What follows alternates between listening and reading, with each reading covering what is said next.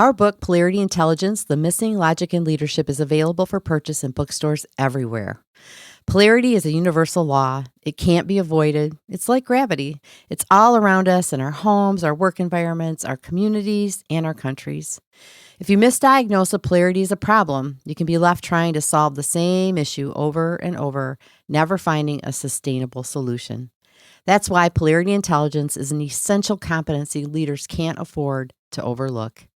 Having this awareness and knowledge compels us to share it with leaders like you around the world. Start your journey toward becoming polarity intelligent today. Get your copy of Polarity Intelligence, The Missing Logic in Leadership, wherever you get your books. This is the True Leader Podcast. Today, we share how polarity intelligence principles, along with a healthy relationship partnership agreement tool, can support meaningful conversations between managers and those they lead. Welcome to the True Leader Podcast. I'm Dr. Tracy Christofferson. And I'm Michelle Trosett.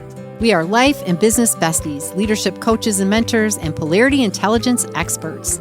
We're the authors of Polarity Intelligence, The Missing Logic in Leadership, and co-founders of Missing Logic. We are here to help high-achieving leaders break through leadership norms that cause them suffering at work and home. If you're looking to elevate your leadership, increasing your productivity, effectiveness, and impact, and manage your health and well-being, spend quality time with those you love, and live your best life, then you are in the right place. Our goal in this podcast is to equip you with new ways of thinking and practical and tactical strategies for succeeding at work and thriving in life. Think of this podcast as your weekly dose of personal and professional development so you can reach your full leadership potential, create a life you love, and be what we are calling a thriving, resilient, and unstoppable or true leader. If you are ready to learn and laugh a little, let's get started.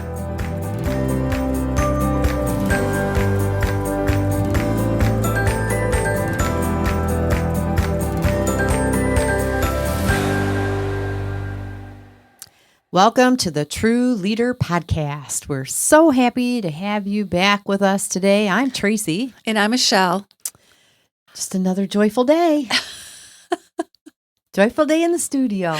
Yes. How about you? Are you having a joyful day? I hope so. We do. I really hope so. You know, you gotta remain joyful. You know, it's Life's the too ultimate. short. It's the ultimate goal is to have joy and be joyful. Yeah, it's It really is. 2024. Yes. Right? We're moving in, getting close to the closing of the first quarter already. Holy moly. Time goes by so fast, doesn't it? It does. So fast. Well, and today we're going to talk a little bit about how to help managers be successful with those one-on-one relationships. Yeah. So important. Oh, it is. It really is, right? All relationships are important because everything is in relationship, Mm-hmm. right? Mm-hmm. Mm-hmm. But we have learned, and others have learned, that the one-on-one that managers have with their team members is critical. Yeah. Well, you got to stay connected, Mhm. right? And what we're learning when it comes to engagement is that meaningful feedback and conversation is really, really important for improving engagement with your team, with employees, the talent that works with you. And, Gallup did a little bit of a study, and they interviewed or sent out questionnaires to 15,000 employees. And out of that, only 16% said their last conversation with their manager was extremely meaningful. It's a pretty low number. That is a pretty low number. Out of 15,000 people, Mhm. only 16%. Mm-hmm. So we got to improve those meaningful conversations. That's right up our alley. We like that kind of stuff. So we do. we're going to talk about that. Now, they also went on in this article to describe what characteristics of meaningful conversation. So let's share that first, right? Mhm. So first is recognition or appreciation of recent work. Well, that makes total sense, It right? does. Everyone total wants to sense. be appreciated. Yeah. Collaboration and relationships is another one characteristic. And then current goals and priorities at work is also one of the characteristics of a meaningful conversation. The length of the conversation. So it wasn't like you have to sit down for an hour with them. 15 to 30 minutes was ample time for a meaningful conversation to occur from their perspective. And then talking about employee strengths, so the things that they do well. So those are all elements of meaningful conversations in relationship to what was in this article. And I think, it can become, I can see how it could be challenging for some managers. When you think about it, managers, right, they're putting out fires constantly, right? Like anything that's happening is coming to them, right? And so I can see where you could get more problem oriented, more focused on, putting out the fires, getting the things done. So I could see where there could be a gap to fill here when it comes to meaningful conversation. And also there could be a gap in skill as well. Right. They could lack ideas, different ways of having those conversations, which is what we're here to talk about today. Well, or it might just not, relationships might not be their strength. Yeah. Right? Maybe they weren't promoted because they had great relationships. They're promoted because they get stuff done. Right? And they like getting stuff done. So that could be a part of it too. Lots of things to unpack here today. Yes. So, I think it's just that nature of the role that can kind of put you into that situation, right? That's the nature of the manager role. And I think too, I know for me, I didn't get an instruction manual on healthy relationships and meaningful dialogue or conversations, I think we have some exposure, and as leaders, we take some classes, but it may not come naturally. And I think any tools that you can have that support you are good. There's a lot of competing priorities. There's a lot of competing initiatives. We've been hearing that from leaders for the last 4 years, right? They're overwhelmed with what they have to face, with what they have to do, and especially the managers. And sometimes you can get over focused on productivity, right? You can get over focused on, those kinds of things. And if you lack a foundation for other kinds of engaging conversations, it can feel kind of heavy, right? And difficult to do. And, that's just where your emphasis kind of ends up being, right? And you may just need to develop some new skills and some new approaches. So we can give you some. We can. That's what we're going to talk about. That's right. So, I think the other thing here is, it's really important to know that there can be some principles that can guide you in having meaningful conversation and engaging in a healthy relationship, right? And how to do that is really, really, really helpful. There's lots of different ways to do that, but I think, that's critical that you understand that there are some things to guide you. There are some tools to guide you. Sometimes when we kind of tend to lean one way more than another, it can send us into some negative consequences because we're overemphasizing that pole or that preference area for ourselves. So it's really just trying to put some action steps in place to help us be more balanced in our approach to managing, and especially like when it comes to the productivity and the relationship piece, right? Right. I know on a personal level, both Tracy and I, you can learn so much from principle-driven methodologies. So then as a manager, it's not like you have to remember how to do everything just right. So I think with polarity intelligence, that's what we're really bringing forth too, is these principles are extremely helpful when you're trying to establish really good one-on-one with your direct reports and kind of taking on more that coaching role too when you're with them as a manager. So the first place to begin is recognizing what the polarities are that are going to be at play here with your one-on-one conversations. And the first one is leading and managing. So it's both. And when you're in your one-on-one with your direct reports, it's good to look at it. Am I doing both? Am I leading and managing?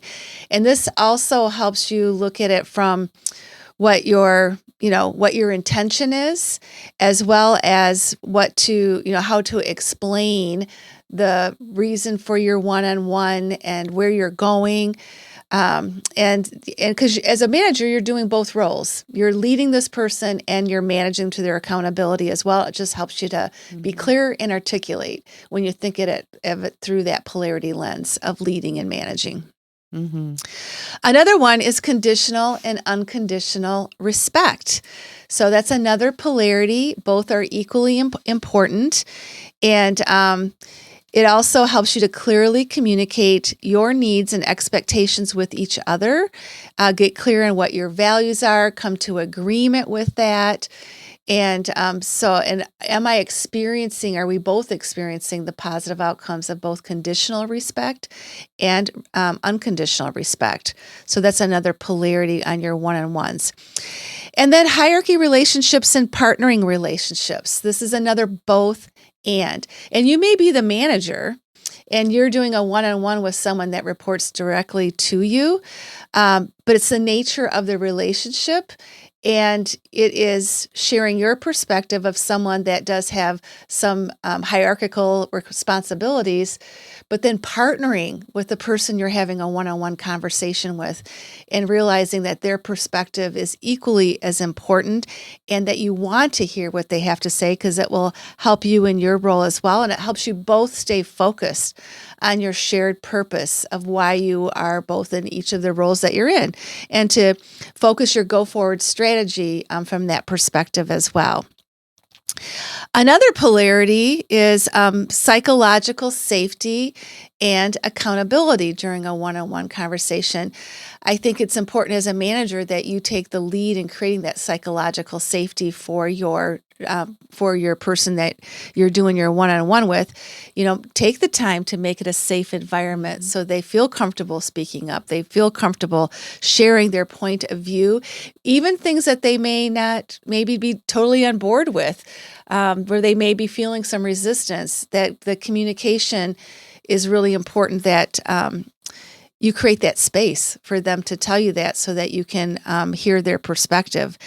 And at the same time, hold them accountable to what the mission is of the organization, what the shared purpose is. And so that's another polarity that's really important in a one-on-one: psychological safety and accountability. And then the last one that we wanted to share with you is transactional and transformational. So think about this. You're having your one-on-one with your team member, and you could take a totally transactional approach to it. Come on, let's go do our one-on-one. Let's get it done. Let's check it off. I did my one-on-one with my whole list of people. You do want to get it done because the data shows, and we know that one-on-one approach is really important. But at the same time, it can take a very brief, 15 to 30 minute conversation for it also to be a transformational experience as well, so that you're taking care of the needs of the person that you're talking to from a transactional perspective, but you're also offering up growth strategies, a growth mindset, coaching that might be needed to really help that person grow at the same time. So it helps to look at things through a both-and perspective and some of these key crux polarities that are part of the relationship between a manager and their direct report. Right. And it gives some guardrails really for the relationship and for what you're trying to achieve in that one-on-one connection, right? And, the other aspect of, polarity intelligence is healthy relationships. So that's another component in the three-legged stool there with the polarities. And I think this is fundamental to the relationship of the manager and their direct report. And as Michelle said, right, this is about, not just hierarchical relationships, but partnering relationships. And partnering relationships are healthy relationships. And so when you have principles that can guide that relationship, it's not just about, slapping a Band-Aid on a communication issue or a relationship issue with somebody. This is about what are the principles that guide who and how I show up as a manager in relationship with the people that report to me. And it really kind of gives you something to operate from and to recognize and to grow and evolve in yourself, right? While you're helping others, and role modeling these principles for others really kind of helps you solidify your relationship with them. So, of course, the first thing is being intentional. So it really is about how you're going to engage with these individuals when you are not just when you're at one-on-one with them, but at all times, Yeah. right? That's the fundamental piece is what is my intention in my relationship? What are the, what's the context of my relationship with my direct reports and how do I want those relationships to grow and evolve? Are they all just hierarchical? Well, no, we're saying there's some hierarchical components to your relationship, but then there's also partnering, healthy relationships. So it's both and just having that intention to begin with. And sometimes it's just helpful to state that intention. Be very clear. Here's my intention, right? And then establishing that shared purpose. So when we think about the one-on-one connection, really the conversations and having meaningful conversation comes back to that shared purpose that you have established with your direct reports. And then the equal responsibility. So it's not just your responsibility as a leader to achieve the goals of the department or the unit or, the group that you're working with, whatever that might be. Even if it's a committee, it can be a lot of different things. But as a manager, it's really that equal we are all responsible. We have a mutual accountability to achieve the purpose, the shared purpose. And then when you're thinking about these polarities as well, is the equal accountability to achieve the greater purpose that we're after by leveraging the polarities that influence us and impact us when it comes to our relationships. And then the other is the human capacity, right? So recognizing human capacity. So as a manager, you may not be perfect at these relationship principles, right? And your direct reports may not be either, but it is about growing and evolving together and seeing the capacity in each other to grow and evolve and to deepen your understanding of these principles and your ability to live by them. So I think that's a big part of this as well. And then, of course, balancing relationship with self and others. So it's also about having a healthy relationship with yourself, to be in relationship with yourself, to have awareness of your own characteristics and behaviors and how you're living these principles or not living these principles, and then connecting with others, right? Leveraging these principles to strengthen and deepen your relationship with them and to help you be able to engage in more meaningful conversation with those that you lead. And then, of course, being trustworthy is huge. That's huge to healthy relationship, but it's also very, very important fundamental component to meaningful conversations, because you can't have a meaningful conversation with somebody that you don't trust. Yeah. Right. And you've got to be trustworthy first before you can have trusting relationships. So again, being in relationship with yourself, how trustworthy am I being? Am I integral with my word? Am I making deposits in the trust account by following through on the things I said I would do? There's a lot of things that can contribute to somebody seeing you as trustworthy. So really being in relationship with yourself and trying to role model trust all the time is really, really important. And recognizing where there might be some times where you stumble, right? We can't always be integral with our word, but when we can't, then it's about saying, I wasn't integral with my word. Here's why. Here's my commitment to doing things differently next time, right? It just takes, again, that intention to be that with people and to talk up and share and be vulnerable when you can't be, right? Or when you haven't been. It's all part of being human, folks. And I think all of that really just enhances your partnership with those people that report to you and that you are engaging in one-on-one conversations with and having meaningful conversation with them. Yeah. So I think it goes without saying that if you're going to have a one-to-one with someone, that you have to talk. There has to be some communication. So we're going to talk now about the principles of meaningful dialogue. Again, they're just principles, and think of the awesome practice field that you would have just on utilizing these principles with your one-on-one conversations and practicing in them in that particular space. So the first principle is setting intention again and creating psychological safety. So as you have your one-on-ones, it's really helpful to even state your intention of why you're having the one-on-one, and creating that space to really invite, again, their voice, what they have to say, their perspective, and lay that foundation for an honest conversation in your one-on-ones.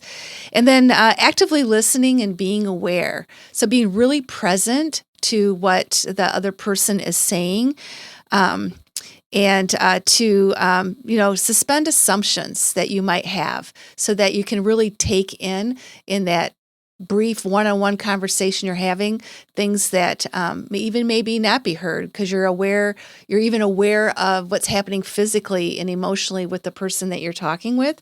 And then the other one is to then listen and then ask questions. So balancing advocacy and inquiry is another principle.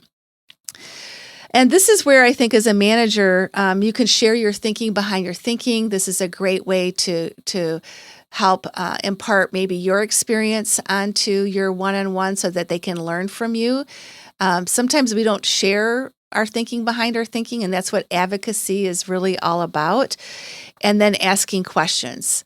So maybe as you're listening to your one-on-one, you're even curious about why they think something that they're saying. So take advantage of that opportunity to just say, I'm curious, I'm wondering why your perspective is that. So you can go deeper and understand that person a little bit more. Yeah, I think we all have experiences that inform us and inform our perspectives. Right. And I think advocacy helps us to be able to bring out, here's why I think this, here's the experiences I've had, right? Mm-hmm. Or here's what I'm experiencing, which could be totally different than what the manager is experiencing. Totally different. I think that's just a key principle, especially in those one-on-ones, so that you're really hearing each other and giving each other a chance to share. Yeah, that's great. And I think the more that you do that, the more you invite it, right? Yep. The more people have that experience, the more you'll experience it.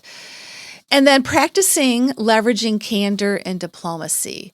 So this is all about being very frank and honest about your perspectives and bringing the truth from your perspective. And then also bringing it in a way that can be heard as well. And so think about how well you're leveraging candor and diplomacy during your one-on-one communications. Well, and I think inviting it. Mm-hmm. This is a polarity, right? Right. So candor and diplomacy is a polarity. And so I think there's a couple things here. You have to invite candor from your employees and people that you're connecting with, right? And balance, of course, in a balanced way. So it's about, being frank, but also being polite. But then I think also the other thing about this that just came up for me is you got to know your preference pool. Mm-hmm. Definitely. Because if you prefer to be more candid and you lean that way and you overemphasize candidness, sometimes that can have a negative consequence. It will have a negative consequence over time, depending on how hard you lean that way. But also, if you prefer diplomacy, that can have a negative consequence too, right? And we worked with a group of managers that their preference pool was diplomacy, almost all of them, right? But then they were being more... No, it was the other way around. They preferred it. That's right. They preferred candidness, but they were being diplomatic with each other. So it was just, you might find that with your people too, right? So you've got to really kind of pay attention to where you're leaning towards and how the impact that's having on the outcomes of your one-on-ones and the level of meaningful conversation that you're having. Because if you're not candid, sometimes you're having surface conversations versus really meaningful conversations. So great point. It came up for me. Yeah, great point. Yeah. And then the last principle is inviting silence and reflection. So, you don't have to have every single nanosecond of space filled in conversation when you're having your one-on-one. Sometimes you can have some silence. In fact, that's really welcome and important. And also reflection time. And even if it's not during that conversation, if something comes up, you can even offer, hey, why don't you reflect on that? And our next one-on-one, we'll see what we both think deeper about that, or, we want to give some more thought to a certain topic. You can also do that because self-reflection is so important when you're trying to grow as well. In the silence too, I think, sometimes you sit down to have a one-on-one with somebody and they bring something in that conversation. It could be you or them. And you really want to give it your thought, right? Instead of reacting or responding, you might want to say, this is just really important and I need to absorb what you've just said. So can we take 2 minutes to just sit, really think about what's been said here, what the implications of this are, what it means. I want to sit with this for a minute.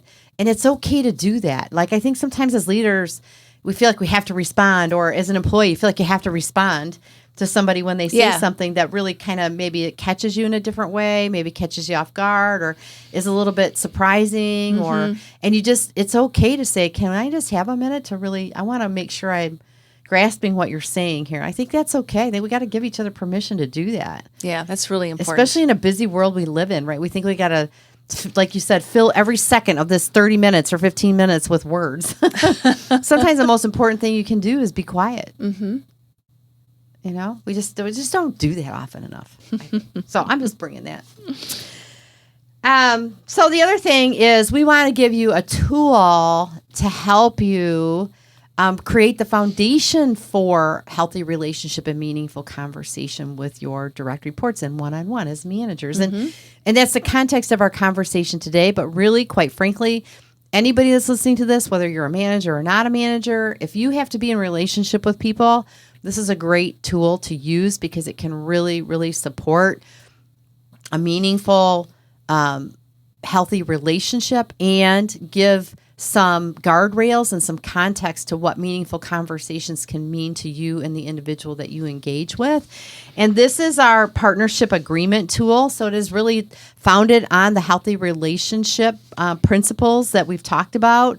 And we leverage the meaningful dialogue principles to really fill out the tool and to engage with each other in conversation about what's in the tool. And this is really just gives structure to the relationship. And Michelle and I have one of these. We use this with each of our people in our company as well to really help us to have an understanding of each other's expectations.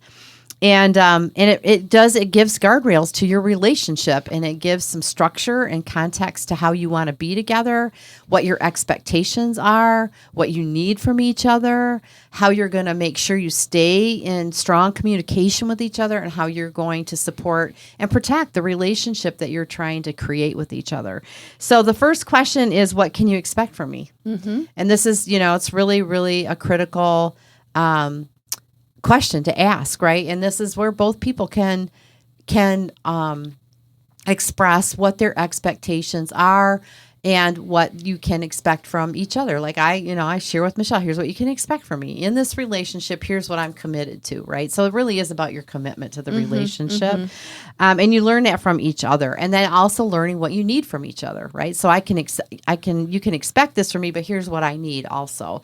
So it gets both of those things out on the table for both parties, right? And sometimes we are totally clueless of what people need from us.